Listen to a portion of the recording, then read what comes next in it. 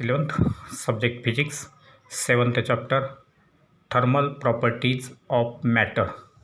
From this chapter, let us see numericals from exercise. Numericals from exercise. The first numerical is given as a glass flask has volume 1 into 10 raised to minus 4 meter. It is filled with a liquid at 30 degrees Celsius. If the temperature of the system is raised to 100 degrees Celsius, how much of the liquid will overflow? For that, the coefficient of volume expansion of glass is 1.2 into 10 raised to minus 5 per degree Celsius, and the coefficient of volume expansion of the liquid is 75 into 10 raised to minus 5 per degree Celsius. So from this, the volume phi is equal to 1 into 10 raised to minus 4 meter cube. T1 is equal to 30 degrees Celsius, that is initial temperature. Final temperature T2 is equal to 100 degrees Celsius. The coefficient of volume expansion for glass, that is gamma g, equal to 1.2 into 10 raised to minus 5 per degree Celsius. Then coefficient of volume expansion for liquid, gamma L, equal to 75 into 10 raised to minus 5 per degree Celsius. That is the given data, and then we will have to find out the volume of liquid that will overflow from the glass. The volume of liquid that will overflow from the glass, and therefore let us see its solution. So for glass, we know the coefficient of volume expansion gamma g equal to change in volume dV divided by original volume phi into change in temperature T2 minus T1, and therefore gamma g equal to dV upon phi into T2 minus T1. Therefore change in volume dV will be equal to gamma g phi into T2 minus T1, dV equal to gamma g phi into T2 minus T1. Similarly, for liquid, the coefficient of volume expansion gamma L is equal to change in volume upon original volume into rise in temperature, that is dV upon phi into T2 minus T1, and therefore dV will be equal to gamma L phi into T2 minus T1, gamma L phi into T2 minus T1. Now the volume of liquid that will overflow, the volume of the liquid that will overflow will be given by the difference between these two dVs, that is change in volume of the liquid minus change in volume of the glass, and therefore it will be written as phi gamma L into T2 minus T1 equal to phi gamma g into T2 minus T1. Then from this, phi into T2 minus T1 is common, and therefore we can write phi into T2 minus T1 into gamma L minus gamma g. Now putting the values, we will get phi is 1 into 10 raised to minus 4, then T2 minus T1, that is 100 minus 30, then gamma L minus gamma g will be equal to 75 minus 1.2 into 10 raised to minus 5. So from these two values of coefficient of volume expansion, 10 raised to minus 5 is taken common here. Therefore simplifying it, we will get 100 minus 30, that is 70, and 75 minus 1.2, that is equal to 73.8, into this 10 raised to minus 4 and this 10 raised to minus 5, that is equal to 10 raised to minus 9, and therefore from this we can write 516.6 into 10 raised to minus 8, 10 raised to minus 8 meter cube. That will be the volume of the liquid which will overflow. Now let us consider the second numerical. So second numerical is given as which will require more energy, heating a 2 kilogram block of lead by 30 Kelvin, or heating a 4 kilogram block of copper by heating it 5 Kelvin. So here two masses for the two blocks are given. For lead block it is 2 kg and for copper block it is 4 kg. Then their temperatures are, after heating, their temperatures are 30 Kelvin and 5 Kelvin respectively, and therefore we can write given data is M1 equal to 2 kg, M2 is equal to 4 kg. Specific heat capacity for liquid, that is SL, which is given in the numerical, that is the specific heat capacity for lead SL is equal to 128 joule per kilogram per Kelvin, and for copper it is 387 joule per kilogram per Kelvin. These are the two given quantities, and therefore we can write SL equal to 128 joule per kilogram Kelvin, and SC, that is specific heat capacity for copper, it is 387 joule per kilogram Kelvin. So two specific heats SL and SC for lead and copper are given.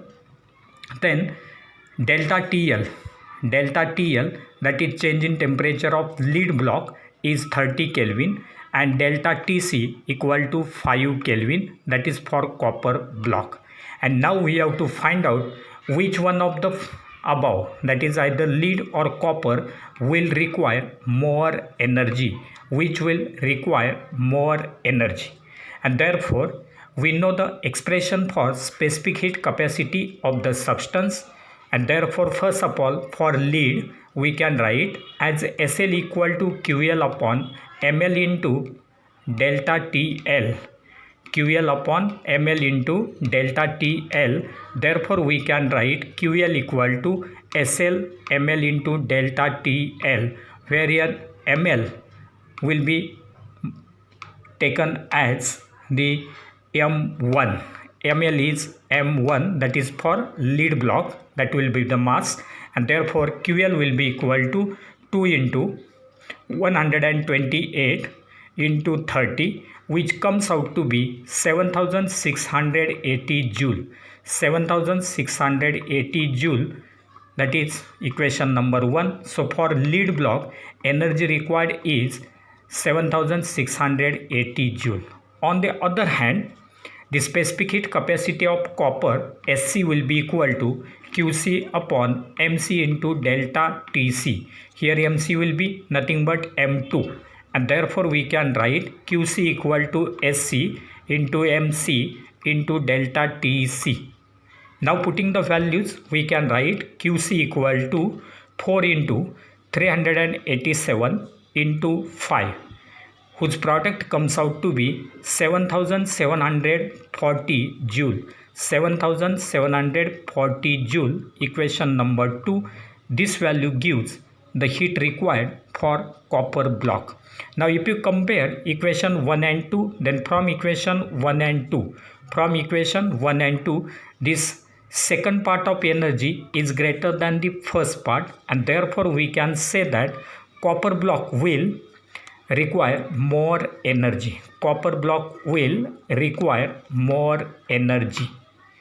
Now let us see the next, that is third numerical number 3, which is given as numerical number 3 is stated as the specific latent heat of vaporization of water is 2.26 into 10 raised to 6, 2.26 into 10 raised to 6 joule per kilogram. Calculate the energy needed to change 5 gram of water into steam at 100 degrees Celsius, temperature. And therefore in this formula given data is latent heat of vaporization is 2.26 into 10 raised to 6 joule per kilogram. Then mass of water, it is given as 5 gram, so that we can write it as 5 into 10 raised to minus 3 kilogram. And then we will have to find out heat required, that is Q. Now the latent heat and the energy are related as Q is equal to M into LV. Q is equal to M into LV. That will be given as M is 5 into 10 raised to minus 3 into LV, that is 2.26 into 10 raised to 6, which comes out to be 11.3 into 10 raised to 3. 11.3 into 10 raised to 3 joule. So that is the amount of energy needed. Then we'll go for fourth numerical number 4, which is given as a metal sphere cools at the rate of 0.05 degrees Celsius per second when its temperature is 70 degrees Celsius. When its temperature is 70 degrees Celsius, and at the rate of 0.025 degrees Celsius per second when its temperature is 50 degrees Celsius. Determine the temperature of the surrounding and find the rate of cooling when the temperature of the metal sphere is 40 degrees Celsius. And therefore in this case, two rate of cooling are given, and we have to find the temperature of the surrounding, that is T0, as well as the third rate of cooling. So first rate of cooling, that is dT by dt1, is given as 0.05 degrees Celsius per second. Then second rate of cooling, dT by dt2, is equal to 0.025 degrees Celsius per second. Then first temperature T1 is given 70 degrees Celsius, second temperature T2 is 50 degrees Celsius, then T3 is equal to 40 degrees Celsius. So these are the three temperatures given. Then we have to find out T0, that is temperature of the surrounding, as well as the third rate of cooling, that is dT by dt3. Let us find first of all the temperature of the surrounding T0, and for that purpose we will have to use Newton's law of cooling, which is given as rate of cooling, that is dT by dt is equal to C into T minus T0, where C is constant of proportionality. So dT by dt equal to C into T minus T0. If we apply this equation for first two rate of cooling, then we can write dT by dt1 upon dT by dt2 will be equal to T1 minus T0 upon T2 minus T0. dT by dt1 upon dT by dt2 equal to T1 minus T0 upon T2 minus T0. Now putting the values, we will write 0.05 upon 0.025 is equal to 70 minus T0 upon 50 minus T0. Now if you take the ratio of these two, it is equal to 2, and therefore we can write 2 is equal to 70 minus T0 upon 50 minus T0.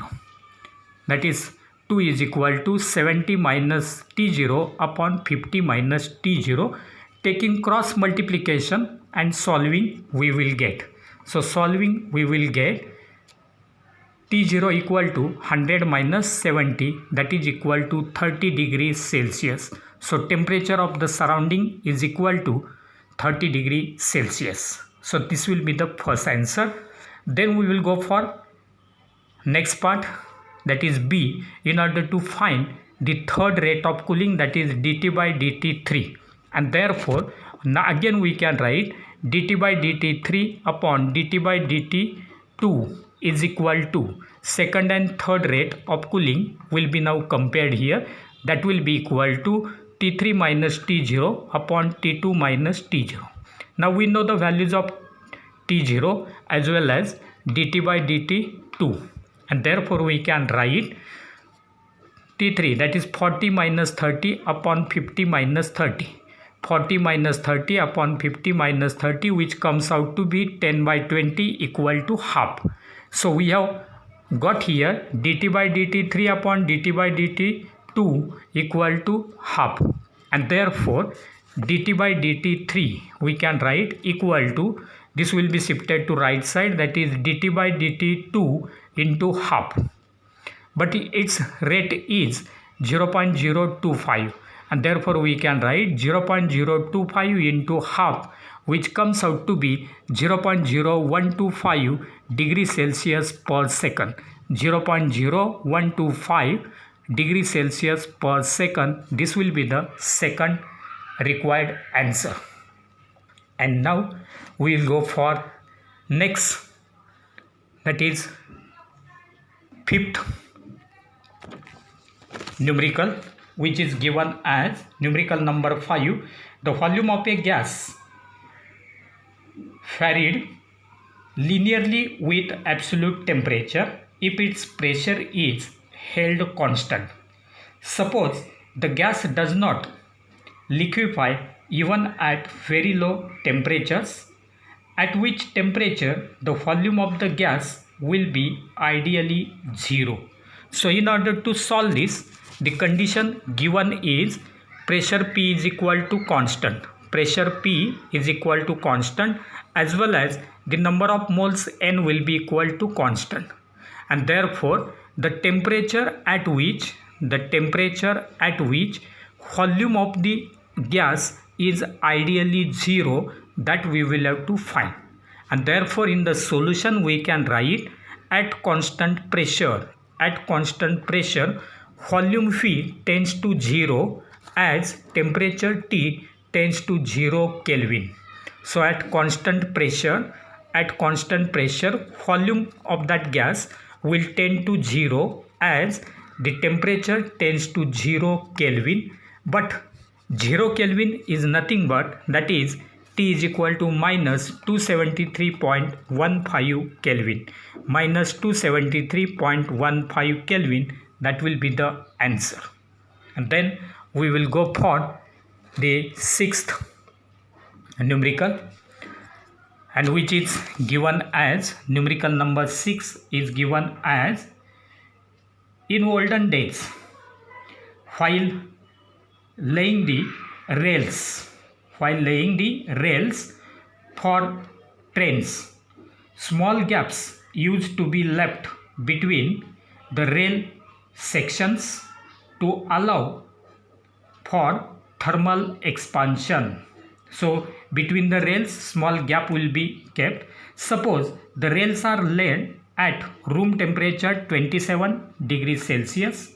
If maximum temperature in the region is 45 degrees Celsius and the length of each rail section is to be 10 meter, what should be the gap left given that alpha equal to, that is coefficient of linear expansion for that material of the rail, is given as 1.2 into 10 raised to minus 5 per Kelvin for the material of the rail section. So what should be that gap, that we will have to find. And therefore in this problem the given data is temperature T1, that is initial temperature T1 is equal to 27 degrees Celsius. Then final temperature T2 is equal to 45 degrees Celsius. Then length L1, that is initial length, is 10 meter. Coefficient of linear expansion alpha equal to 1.2 into 10 raised to minus 5 per Kelvin or per degree Celsius. Then we have to find the change in length, that is gap L2 minus L1 equal to question mark. Now we know the expression for the coefficient of linear expansion alpha is equal to L2 minus L1 upon L1 into T2 minus T1. L2 minus L1 upon L1 into T2 minus T1.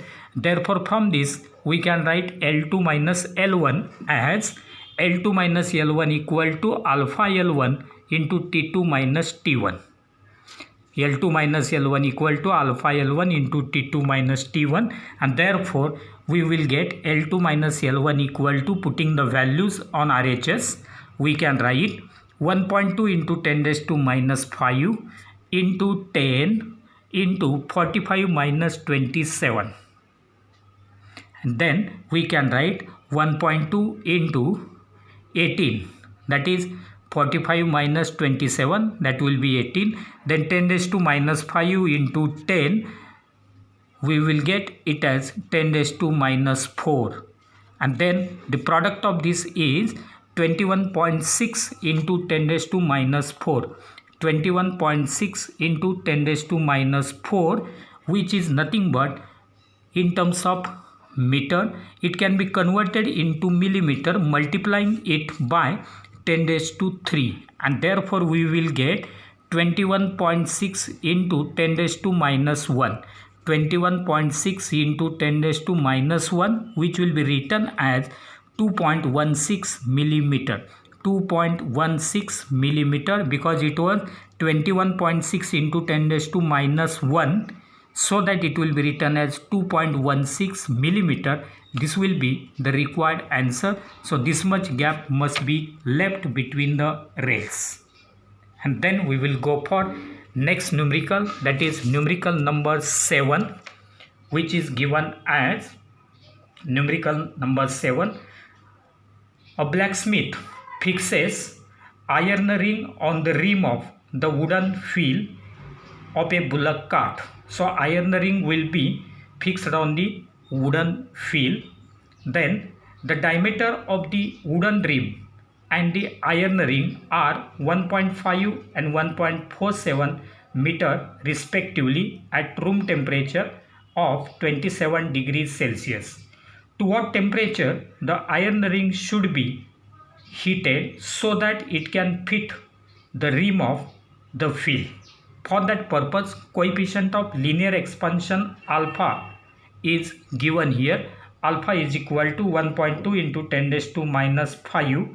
Alpha is equal to 1.2 into 10 raised to minus 5 Kelvin. So if you consider this, then from this we can write the formula, or first of all we will find the given data. Here D1 and D2 will be considered as the diameters for the iron ring and the wooden rim. So for iron rim D1 is equal to 1.47 meter, that is the diameter.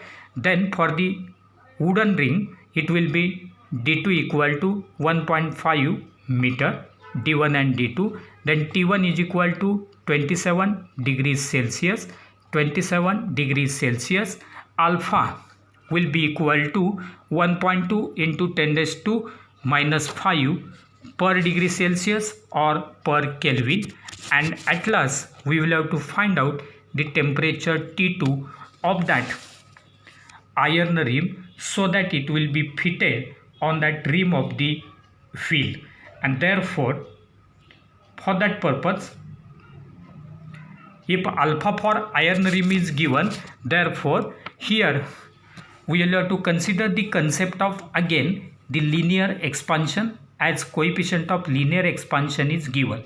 Now if you consider the rim, it is in the form of a circle, and therefore length will be considered as the circumference of that rim, and therefore we know the expression for circumference of a circle, that is 2 pi r.